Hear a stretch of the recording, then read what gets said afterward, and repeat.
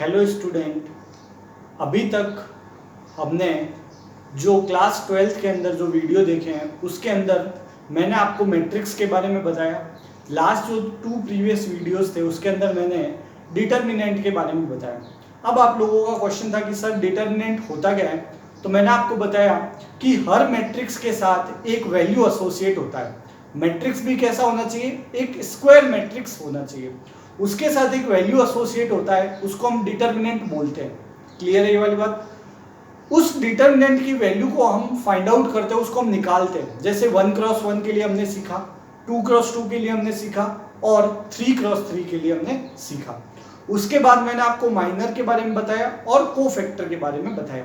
अब जो चीजें हमने पढ़ी है डिटर्मिनेंट के अंदर, सारणिक के अंदर, उनका यूज क्या है, उनका एप्लीकेशन क्या है, उसको हम यहाँ पे देखते हैं। तो आज का जो हमारा टाइटल है वो है एप्लीकेशन ऑफ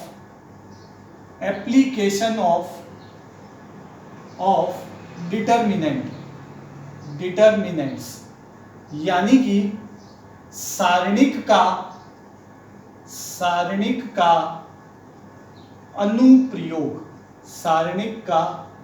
अनुप्रयोग। क्लियर है? ये हमारे क्वेश्चंस के अंदर किस तरीके से यूज आता है उसको देखते हैं हम। क्लियर है ये वाली बात? तो डिटर्मिनेंट का हमारे कहाँ यूज है, पहले हम उसका टाइटल देखते हैं, फिर 1 बाय 1 हम क्लियर करेंगे।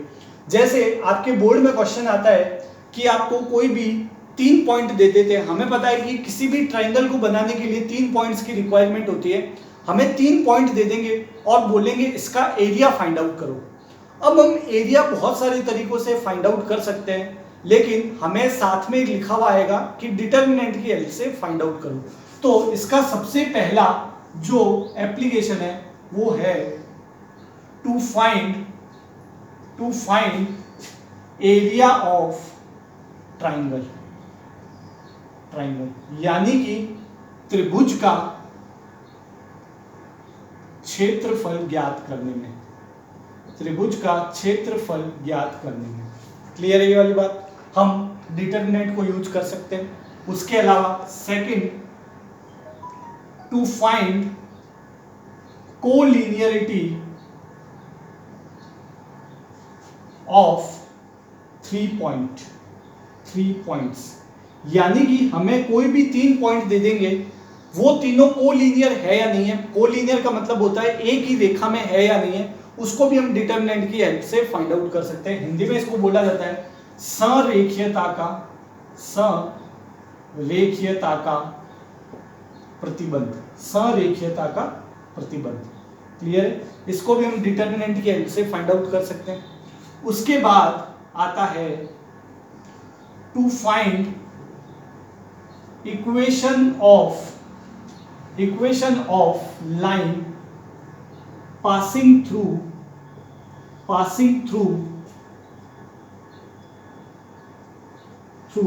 टू गिवन पॉइंट्स, यानी कि दो बिंदुओं से गुजरने वाली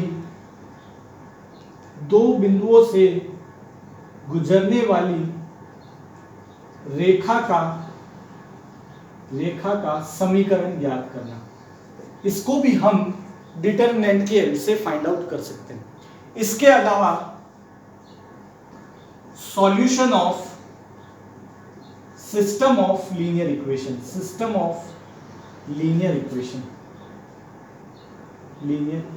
यानी कि रेखीय समीकरण का हल।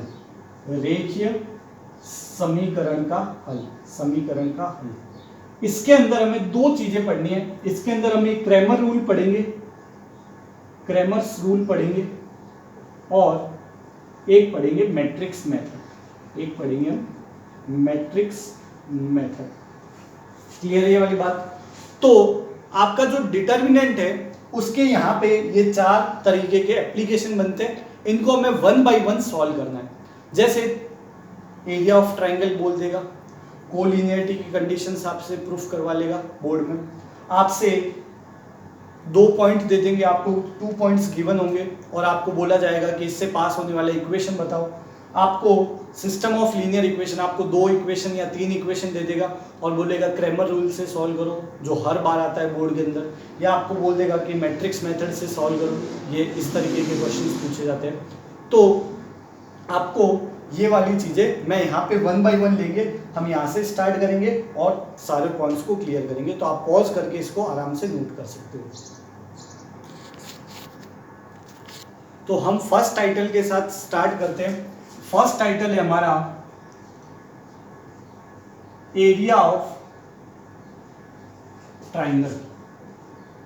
ट्राइंगल क्लियर है? इसको देखते हैं। Let 3 points are, let 3 points are, माना 3 बिंदु x1 y1 x2 y2 and x3 y3, then area of triangle is, अगर हमें बोले कि कोई त्रिभुज है जिसके 3 निर्देशांक x1 y1 x2 y2 और x3 y3 है, तो उसका एरिया क्या होगा? तो उसका एरिया डिटरमिनेंट की हेल्प से आप कैसे निकाल सकते हो? उसका एरिया हाफ हो जाएगा, यहाँ पे आपको हाफ लिख देना है, फिर एक डिटरमिनेंट बनाओगे। कैसे? x1 y1, आपको जो भी यहाँ पे पॉइंट होंगे x1 y1 पीछे 1 आ जाएगा, क्लियर है? फिर x2 y2 पीछे 1 आ जाएगा, फिर x3 y3 पीछे 1 आ जाएगा, क्लियर है? तो उसका जो भी एरिया होगा वो आप इस तरीके से निकाल सकते हैं। मान लो आप ये डिटरमिनेंट को सॉल्व करो और उसका आंसर नेगेटिव आ जाए, सपोज नेगेटिव आ जाए, तो क्या करना होगा? हमें पता है एरिया कभी भी नेगेटिव नहीं हो सकता, तो आप उसका क्या करोगे? मॉडुलस लगा दोगे। आप उसका मॉडुलस, यहाँ पे ये वैल्यू जो होती है ये मॉड के अंदर होती है, ये वैल्यू मॉडुलस के अंदर होती है। जैसे मान लो आपने सॉल्व किया और आंसर आया -13 -26, तो आप बोल दोगे area can not be negative, so आप उसको प्लस में लिख दोगे, क्लियर है? तो जब भी 3 पॉइंट हो तो उसका एरिया इस तरीके से फाइंड कर सकते हैं। अब हम एक क्वेश्चन लेते हैं। जैसे आपके एक बोर्ड में क्वेश्चन पूछा गया था, क्वेश्चन क्या था मैं यहां लिख देता हूं, find area of triangle whose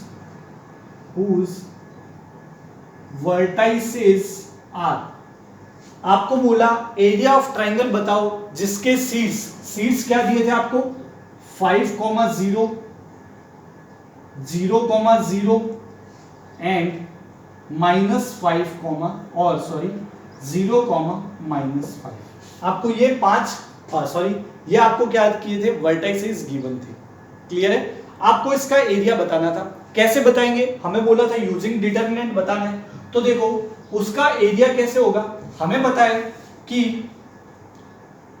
है कि जो भी एरिया होता है वो होता है हाफ, ये हाफ, फिर एक डिटरमिनेंट बना देते हैं, ये डिटरमिनेंट बना दी।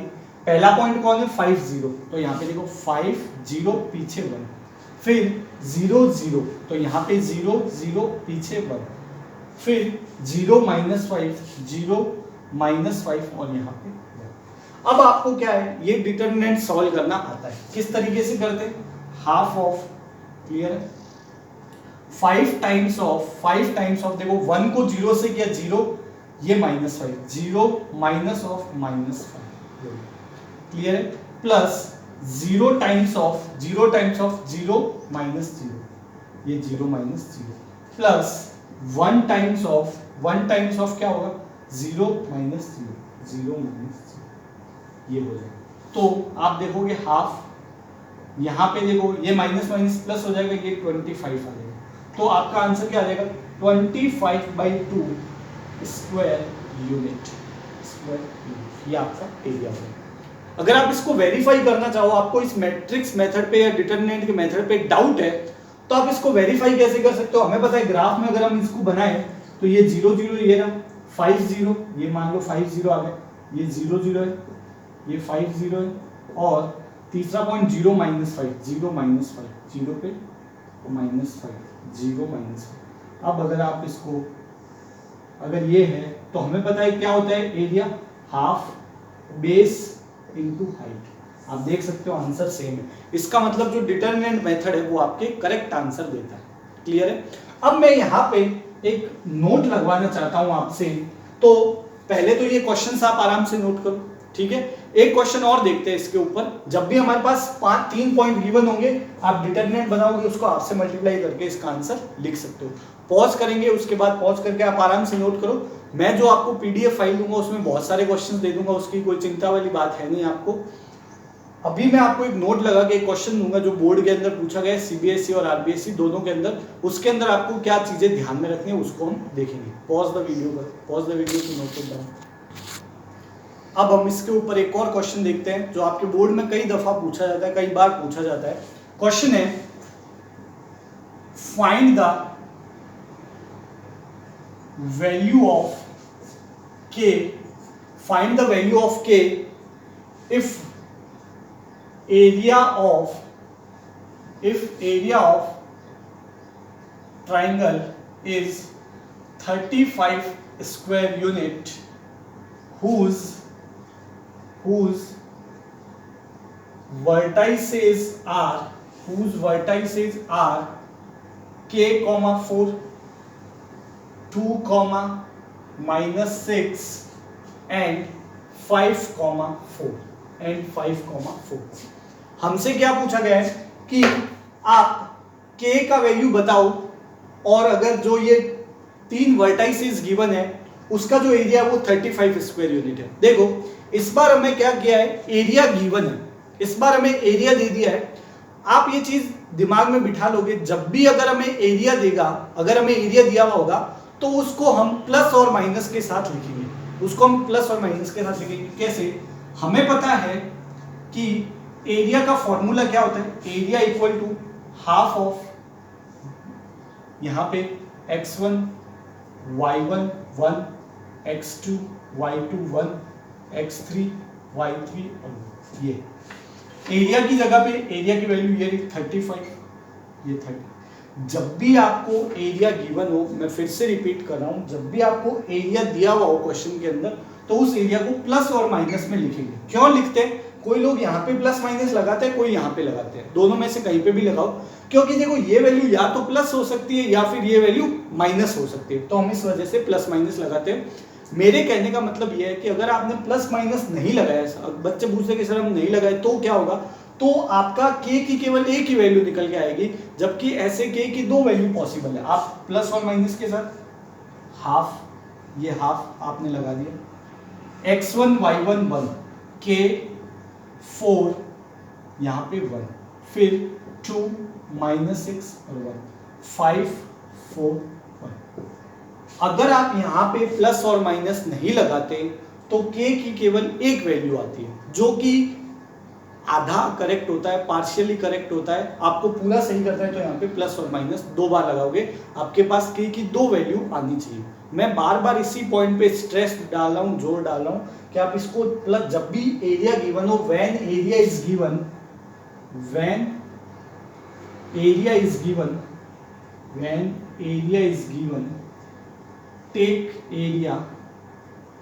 Area with positive and negatives.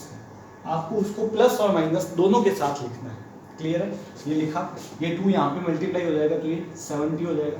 इसको अगर हम सॉल्व करते हैं तो देखो क्या हो जाएगा, k टाइम्स ऑफ -6 -4 माइनस का 10 -4 times of 2 -5 that is -3 plus 1 times of 8 plus 30 यानी कि 38। तो आप देखोगे 70 इक्वल टू, यहाँ पे प्लस और माइनस है, यहाँ पे प्लस माइनस है, तो क्या हो जाएगा 70 इक्वल टू माइनस का 10k, ये प्लस का 12, ये प्लस का 38, तो ये 50 हो जाएगा।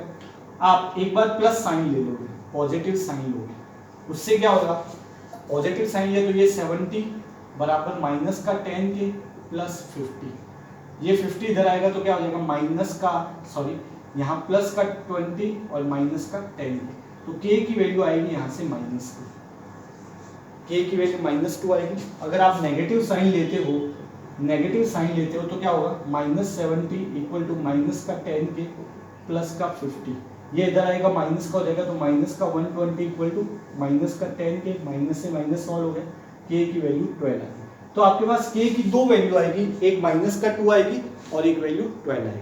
क्लियर है? अगर आप प्लस और माइनस नहीं लेते हो तो केवल एक वैल्यू आएगी, आपका आंसर पूरा सही नहीं माना जाता है उस केस में, क्योंकि अगर आप -2 रखते हो तो भी आंसर 35 आएगा और अगर नेगेटिव 12 रखते हो तो भी आंसर आपका 35 ही आएगा। तो k के दो वैल्यू पॉसिबल होंगे। क्लियर है? आप ये पॉज करके नोट कर सकते हो। तो आपको समझ में आया होगा कि किस तरीके से इनको सॉल्व करना होता है जब भी आपको पॉइंट्स गिवन होते हैं। अब एक क्वेश्चन और लेता हूं मैं, find the area of triangle whose vertices are 3, -2, 5, 2 and 8, 8। Clear है? उस ट्राइंगल का एरिया बताओ जिसके ये तीनों पॉइंट वर्टाइसेस है। आप अगर इसको सॉल्व करते हो, अब मैं एक बार सॉल्व करके बता देता हूं कि एरिया किस तरीके से फाइंड करते हैं। हाफ, ये तीनों पॉइंट लिखते हैं 3, -2, 1, 5, 2, 1, 8, 8, 1। इसका मैं एरिया निकालता हूं तो देखो क्या होगा, हाफ, इसको सॉल्व ही करता हूं मैं डायरेक्ट, 3 टाइम्स ऑफ 2 - 8 यानी कि -6, माइनस है तो ये +2 हो जाएगा, 5 - 8 यानी कि -3 एंड 1 टाइम्स ऑफ 40 - 20 60 ये हो जाएगा। आप देखोगे हाफ यहाँ पे आया माइनस का 80, यहाँ आया माइनस का 6 और यहाँ आया प्लस का 24। आप देखोगे इसका आंसर आ रहा है 0। अब यहाँ पे आपका दिमाग खटक गया कि सर हमने एक ट्राइंगल का एरिया निकाला और उसका आंसर 0 आ गया। ऐसा कैसे हो सकता है सर कि कोई ट्राइंगल का एरिया निकाले और 0 आ गया? देखो, जब भी किसी ट्राइंगल का एरिया 0 आ जाता है इसका मतलब क्या होता है, हमें पता है कोई भी ट्राइंगल होता है वो 3 पॉइंट से मिलकर बना होता है और वो तीनों पॉइंट नॉन कोलिनियर होते हैं। कोलिनियर नहीं होते, वो एक ही रेखा में नहीं होते, ये एक अलग प्लेन में होता है, तभी आपके ट्राइंगल का फॉर्मेशन होता है। अगर कभी भी एरिया 0 आ जाता है इसका मतलब ये है कि ये तीनों पॉइंट एक ही प्लेन में रहे होंगे, एक ही लाइन में रहे होंगे। अगर तीनों पॉइंट एक ही लाइन में हैं तो इसका मतलब ये है कि उनका एरिया 0 होगा। और यहीं से आपका सेकंड टाइटल का कंसेप्ट बनता है। जो हमारा सेकंड टाइटल है condition of collinearity of 3 points, यानी कि तीन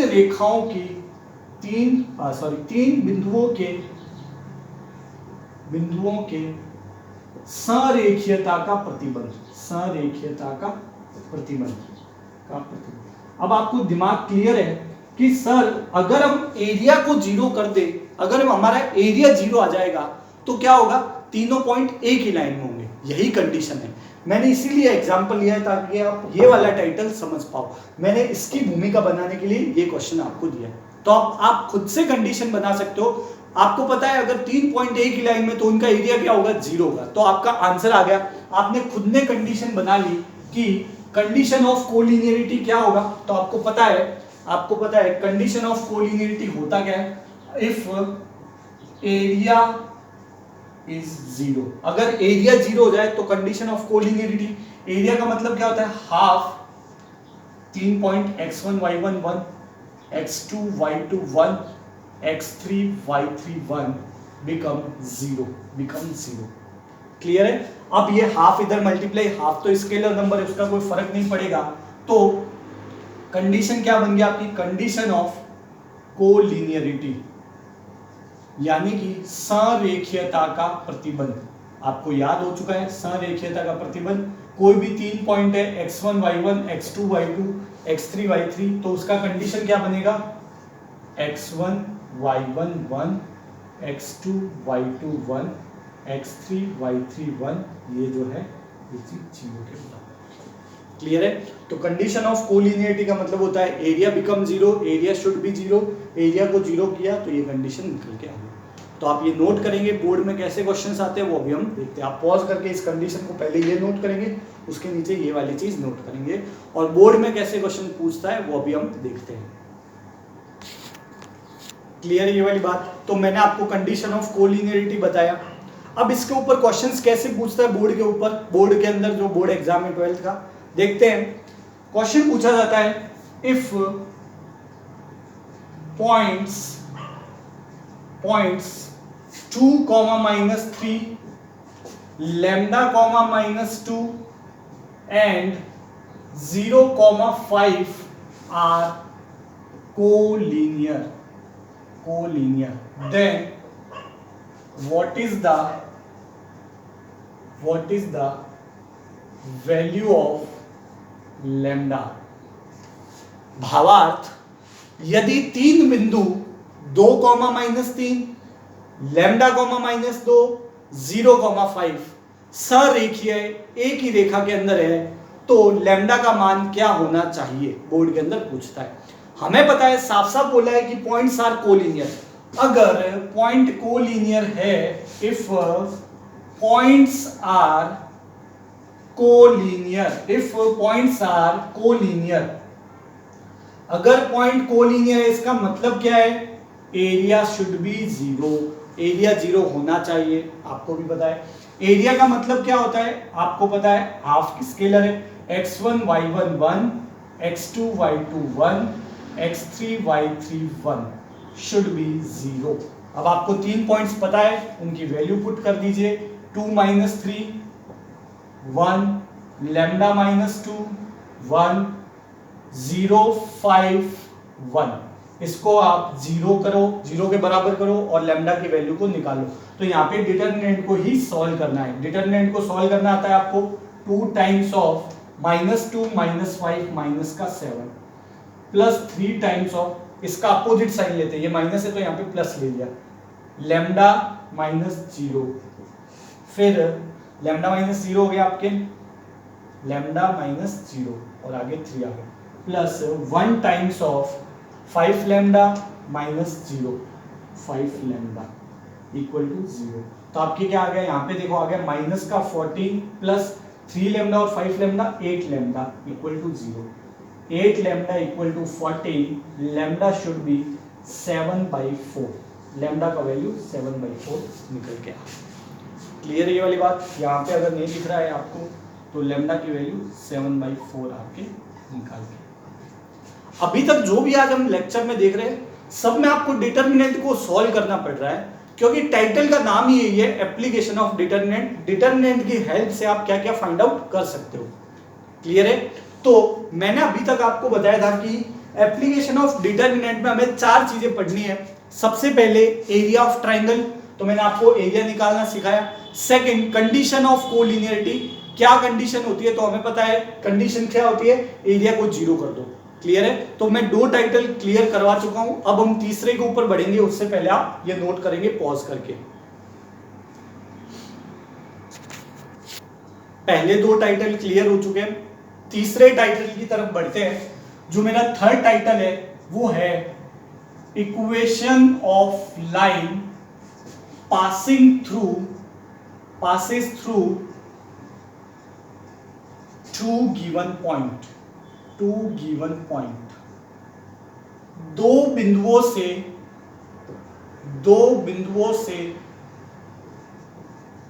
गुजरने वाली रेखा का समीकरण, ये हमारा थर्ड टाइटल है। जैसे लेट 2 पॉइंट्स, आपको 2 पॉइंट दे दिए हैं, x1 y1 and x2 y2, then equation of line passing through 2 points, x1 passing through 2 points, तो उसका इक्वेशन ऑफ लाइन कैसे बनेगा? उसका इक्वेशन ऑफ लाइन बनेगा, अभी तक हमने 11th क्लास के अंदर जो लाइंस का इक्वेशन देखा है, आपने देखा है कैसे बनता है, 2x + 4y इक्वल टू 6, उसमें x और y तो जरूर रहता ही है। तो उसका इक्वेशन कैसे बनेगा, आपको क्या करना है, डिटर्मिनेंट की हेल्प से करना है। तो आप एक डिटर्मिनेंट बनाओगे, सबसे पहले आएगा x y और 1, x y और 1 आएगा।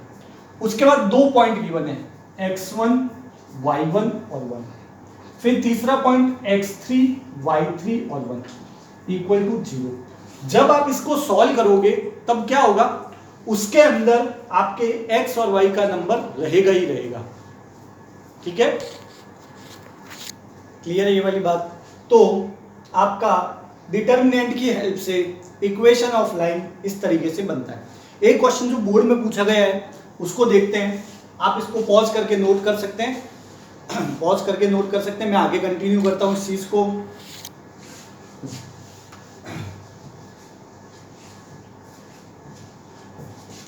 क्वेश्चन ऐसे पूछा गया था, 2 मार्क्स में आया था, यूजिंग डिटर्मिनेंट्स। उसने साफ साफ बोल दिया कि डिटर्मिनेंट का यूज करके find the equation of line, find the equation of line passes through 3,1 and 9,3। भावार्थ, सारणिक का उपयोग करते हुए उस रेखा का समीकरण ज्ञात करो जो बिंदु 3,1 9,3 से गुजरती है।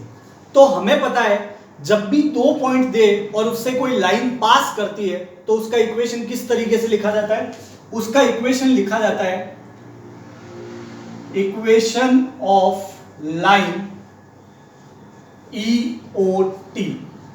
क्या होता है, x y 1, फिर x1 y1 1, x2 y2 1 equal to 0।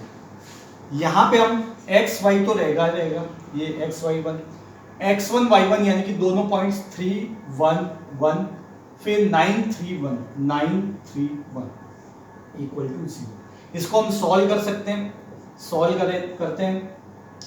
x times of 1 minus 3 प्लस y times of 3 minus 9 plus 1 times of 9 minus 9 equal to 0। तो ये हो जाएगा, देखो माइनस का 2x, माइनस का 2x 3, माइनस का 6y इक्वल टू 0, और माइनस कॉमन ले लिया आपने तो x, अच्छा ये माइनस के साथ लेंगे, यहाँ पे ये y जो है ये अपोजिट साइन के साथ लेंगे तो ये प्लस का हो जाएगा। x नेगेटिव लिया, ये उधर चला गया तो x यहाँ पे x minus 3y equal to 0। आप देख सकते हो ये पॉइंट्स रख के ये इसको सेटिस्फाई करेगा। तो जब भी हमारे पास 2 पॉइंट गिवन होते हैं तो उससे इक्वेशंस इस तरीके से निकाल सकते हैं। क्लियर है। आज हमने क्या क्या रीड किया है उसको मैं थोड़ा सा रिवाइज करवा देता हूँ। आज जब हमने क्लास स्टार्ट की थी तो मैंने आपको बताया था कि हम एप्लीकेशन ऑफ डिटर्मिनेंट पढ़ेंगे, डिटर्मिनेंट का यूज कहाँ कहाँ आता है, सारणी का क्या क्या अनुप्रयोग है। तो मैंने सबसे पहले आपको बताया to find area of triangle, area of triangle, किसी भी त्रिभुज का क्षेत्रफल निकालने में सारणी का उपयोग होता है, वो चीज मैंने आपको बताई। सेकंड मैंने आपको बताया कंडीशंस ऑफ कोलिनियरिटी, कोलिनियरिटी सरेखीयता का प्रतिबंध। 3 बिंदु एक ही लाइन है उसका क्या कंडीशन होगा वो सिखाया मैंने आपको। तीसरा title equation of line passes through 2 points, 2 बिंदुओं से गुजरने वाली रेखा का समीकरण। ये तीनों टाइटल मैं आपको करवा चुका हूं। कल की क्लास बहुत इंपॉर्टेंट रहेगी क्योंकि यहां से आपका एक क्वेश्चन बनता है जो आपके जेईई मेंस में भी पूछा जाता है क्रैमर रूल के ऊपर। क्रैमर रूल और मैट्रिक्स मेथड क्यों यूज आता है, to solve system of linear equation, system of linear equation.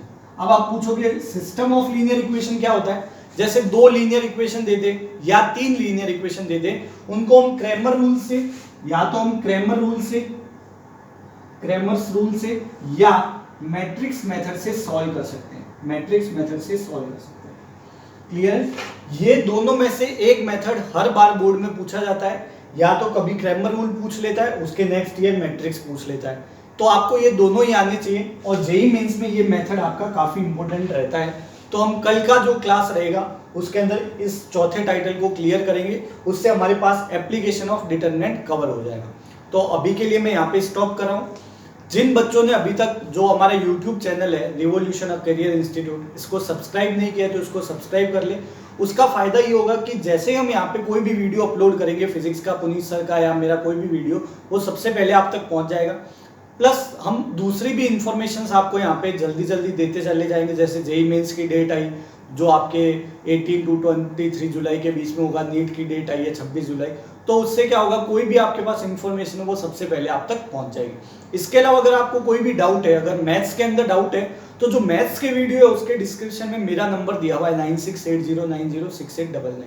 और अगर फिजिक्स के अंदर डाउट है तो उसके अंदर पुनीत सर के नंबर दिए हुए, आप वहाँ पे कॉन्टेक्ट कर सकते हो। प्लस जो बच्चों ने हमने जो ब्रॉडकास्ट लिस्ट बनाया है, जिन बच्चों को, जो बच्चे ऐड है उनके पास स्टडी मटेरियल भी रेगुलर पहुंच रहा है। बहुत सारे बच्चों का क्या है, वापस रिप्लाई भी आता है, वो वापस होमवर्क करके हमें बताते हैं कि सर हमने ये सॉल्व किया है, या कोई भी डाउट आता है तो उसको क्लियर करें। जो बच्चों ने अभी तक अपनी स्टडी को स्टार्ट नहीं किया है वो अभी भी मौका है, कर सकते हैं। कोई डाउट हो तो पूछ सकते हैं। Thank you so much.